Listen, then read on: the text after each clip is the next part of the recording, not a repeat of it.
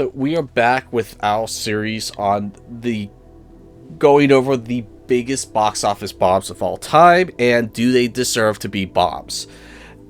Now, this is a series I've been doing where basically there's a list on Wikipedia. It, at the time of this recording, is up to 127 movies that are considered the greatest box office bombs of all time. And I'm going over them to see if they actually deserve to be bombs or not. Because when I found the list, I was thinking, you know what? That doesn't deserve to be a bomb. That was really good, but that one does. So I thought it'd be fun to go through the list and let people know about these movies that no one bothered to try the first time around, but they might be able to get some enjoyment around this new time. Now, a couple of ground rules. One, I have to at least try to watch everything, but I reserve the right to back out of a movie if I couldn't make it through it. And I also will not review or go over any movie that's been added onto the list behind where I've already reviewed. But if it's in front of what I've gone to, so let's say I'm at number 70 and something gets added at the 50 mark, then I will have to review it. And I'll make some alterations. Like you might see number 124B, and the previous video was number 124 because there's a new one added.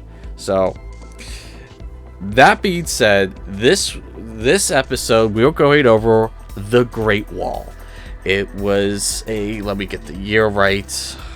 It was a 2016 like action adventure starring Matt Damon, and like this was the next bomb on the list. And let's go over the numbers, shall we?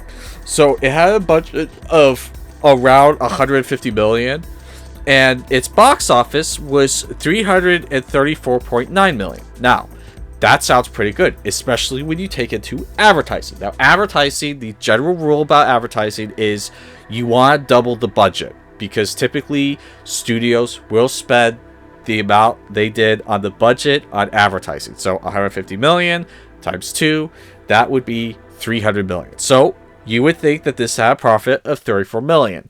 Well, unfortunately, this was a Chinese production, which that's important to remember later on. Okay?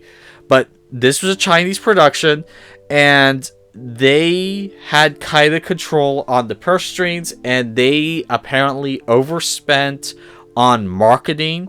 They didn't just spend the film's budget equivalent on marketing. They spent a lot more. No one knows exactly how much because no one ever records the amounts spent on marketing. And to just kind of give you an idea of the marketing loss, back in 2016, this movie was estimated to have lost around 75 million. And by today's standards, that's 85 million. I understand a lot of the films so far, it's been 75 million lost. That's going to increase. I'm just starting off at the bottom of the list of losses. So you will see that change in a couple of videos. The 75, 85 kind of range. Yeah, this movie actually had pretty large ticket numbers. And if they had just, I don't know, been a little bit more frugal with the marketing, they might have been able to have made a profit on this, or at the very least broken even. Justified, hey, this was a success. This was predominantly a Chinese production, and something so fucking stupid is there were all these allegations of whitewashing because Matt Damon was in the lead role. And it's like, oh, you're just having a white savior save all the Chinese people. It's like, okay. Dumb shits. This was a Chinese production. How the conversation... I can promise you the conversation went something like this. Okay, so we're doing a movie about the Great Wall. It's going to be about monsters attacking the Great Wall. Hey, Universal, do you guys have any big American stars so we can try and get the American market as well? And it's like, yeah, we have Matt Damon. And it's like, Jason Bourne, you have Jason Bourne. It's like, yeah, we have Jason Bourne. It's like, great, we'll put him in the movie. And that was it. Like, that is why Matt Damon's in this movie, because they wanted to get American ticket sales as well as the Chinese market. Because if they just did a Chinese movie, you would have had a couple of Americans, like, watch it, like, huh, what's this? But you wouldn't have had the vast majority. This was a Chinese film that was marketed towards United States of America. And so they had a lot of the movie in English, but a lot of the movie is in Mandarin or Cantonese. I don't know the main language of China. I think it's Mandarin. But a lot of the movie is in Mandarin. You have to read subtitles. This is a Chinese production. Yes, Legendary Pictures and Universal helped distribute it. But I mean, if you look at the production companies that worked on this, Legendary East, China Film Group, Vision Pictures, Netsu, Fuji TV. I mean, this was more of an Asian production than it was a Western production. So the allegations of, oh, the film was whitewashed is ridiculous.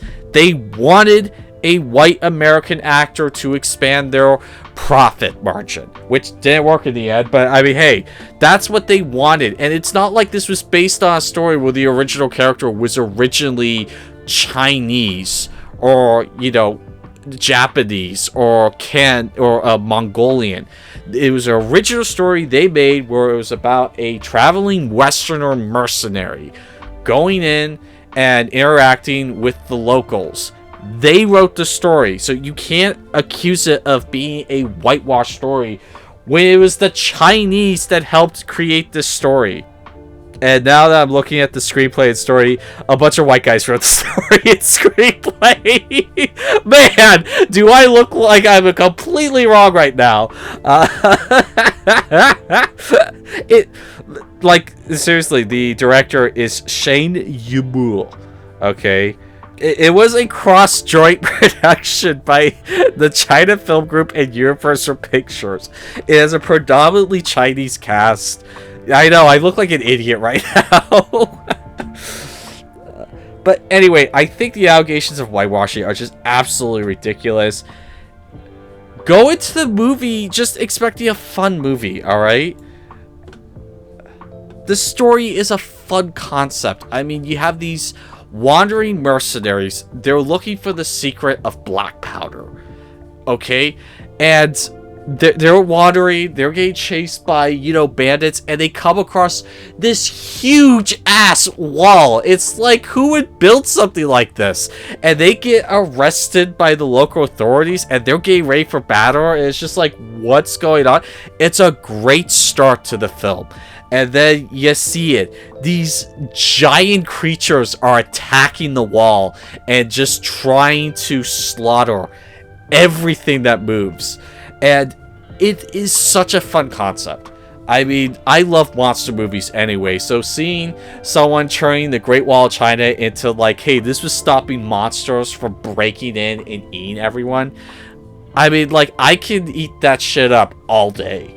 Now, another thing that was truly spectacular about this movie is the wardrobe. I mean, holy shit, the wardrobe was incredible. Like, yeah, I totally get where they spent the $150 million.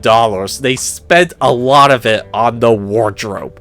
I mean, the different armors that all the different, like, Chinese military groups had, the red armor, and, like, the meanings behind the armor was really enthralling. Like, I like it wasn't just, they were all saying that you have some units in blue, some in red. It's like, no, there's actually a scene where it's like, okay, I think the red ones are archers, and the black ones are the infantry. What are the blue ones? I don't understand what the blue ones are. They're not archers, they're not infantry, they're not technical. Like, what are the blue ones? And this leads to another thing I really liked about the movie is they have female soldiers, but they make sense in terms of the movie, because honestly, a lot of people like throwing in female soldiers to show diversity, but honestly, the world was super sexist until 1960, you know? So, like, you did not see a lot of female warriors like they like to depict in movies today, but this movie actually creates a great, brilliant, like, reason to have female soldiers, and basically, they have this, like, system where they throw people off the side of the wall to like hack away at the monsters, and then they can pull them back up with these like pulley systems. And it's kind of hard to do that with a 200-pound man, but a 90-pound woman is really easy for people to pull back up. So the blue armored soldiers are these like wall jumping, bungee jumping type soldiers that can hack away at the enemy units. They die quite a bit, and it makes sense. It's like, oh yeah, that makes perfect sense. Of course they would use women because they're naturally lighter than men, and so yeah, you would definitely use that. And so I liked that they had this great logical reason to have female soldiers in a time that normally did not have female soldiers on a grand broad scale. So ultimately, did the Great Wall deserve to be a bomb? I would say no. I actually enjoyed this. I thought it was a fun movie. Are there a couple bad lines? Sure. Was William Dafoe wasted in his role? Absolutely. But I felt that when I thought something was going to get, oh no, please don't do this, they didn't do it. It's like, okay, that actually worked. And I had a lot of fun with it. It's very, very colorful movie. Absolutely beautiful to look at. And honestly, I had a fun time with this movie. If you're looking for a fun fantasy set during the time of like China and the Great Wall, you're like this. I think you're absolutely like this. And I don't think this deserved to be a bomb. Anyway, my name is Christopher Carl with 11 Hour Reviews. That's been Box Office Bomb with number 124, The Great Wall. This is 11 Hour Reviews, and that will be all.